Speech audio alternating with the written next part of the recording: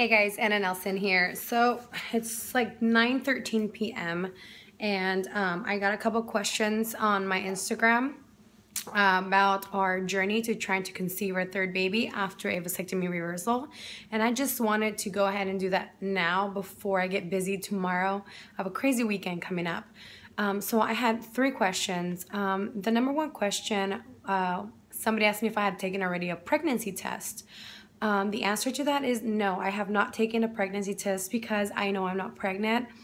The chances and possibilities of me being pregnant after a month of his reversal, he's 7 weeks post-op, excuse me, and the chances of that happening are very low. I've only ever met maybe 2 women who, miraculously became pregnant after only 7 weeks. And with this surgery, I think people don't understand that it's not like 2 normal people trying to conceive. With this surgery comes a lot of bad things, a lot of downs. You never know if you're gonna get pregnant.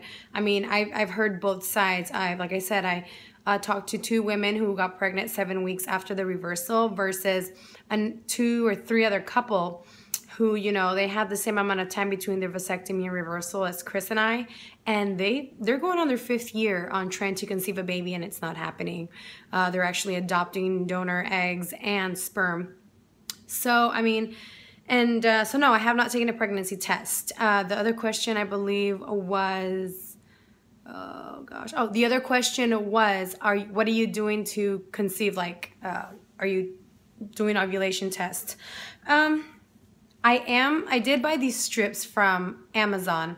They're ovulation strips where you just kind of dip them in your urine, and it picks up the LP surge to see if you're ovulating. And I did buy them, but to be quite honest with you guys, I don't want to go crazy with it. And I have nothing against the women who choose to take this course of tracking their ovulation every single day. I just feel like that's a lot of strain in a marriage, and at least in I don't want to have to tell my husband, oh, buy me these strips because I need to have them. I need to know. And that's another thing where I'm going at. Once my husband had the reversal, I went into this TTC community. TTC means trying to conceive community, and I was shocked at how high the rate is for women who cannot have children.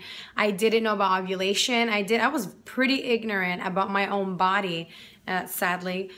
So I got to learn a lot about my body, and that's great. However, I saw the ugly side of things where women, there was a woman who was getting a divorce with her husband because of their infertility, versus there's other women who only want to be intimate with their husbands when they're ovulating, and the rest of the time they could care less, and the men are feeling used.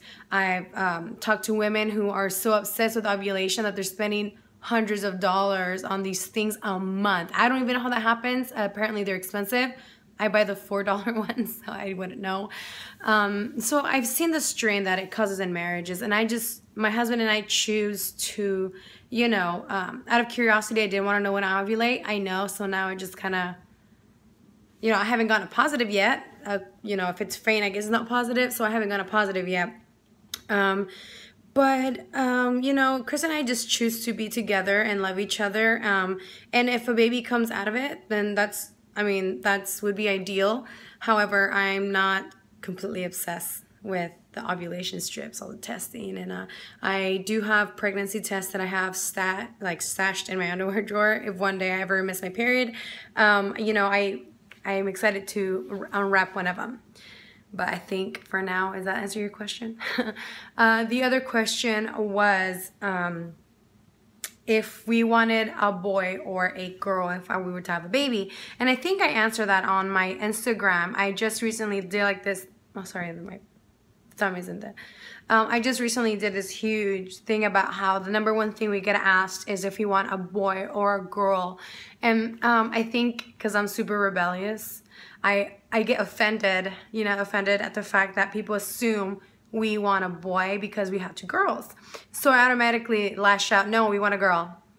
I get so mad, though it's not right to get mad and talk to people that way. But so we really don't care. all I've ever known is little girls. So if I were to have a little girl, I mean, that would be ideal for us. Even my husband's like, yeah, little girl is what I would want. But if you have a little boy, duh, we're gonna love him with all our hearts. So anyway, those are the 3 questions we got on Instagram.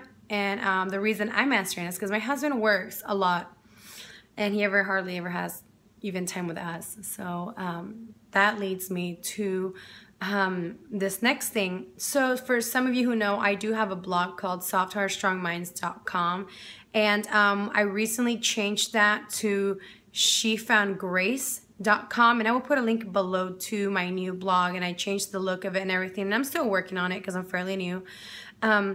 And because of that change, I want to have everything linked. We are changing our YouTube channel from Nelson Ness to She Found Grace.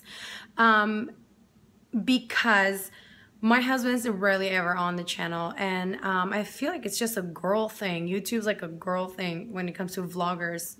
I might be wrong. Actually, I could be wrong. Actually, I am wrong. But, you know, for us, vlogging daily is just not our thing.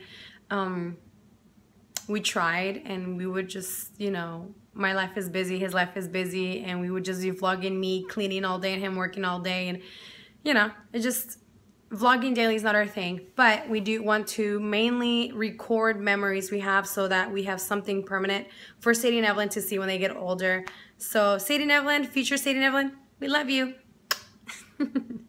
But so there are changes coming soon. Also, my Instagram changed from Nelson Ness to She Found Grace, only because I wanted to be connected to the blog, and because I'm collaborating with other Christian bloggers. So it's much easier to have that, rather have 3 different names, 3 different social medias. So we're tying them all together. So I hope that doesn't cause any confusion. Anyways, that's it. Bye, guys.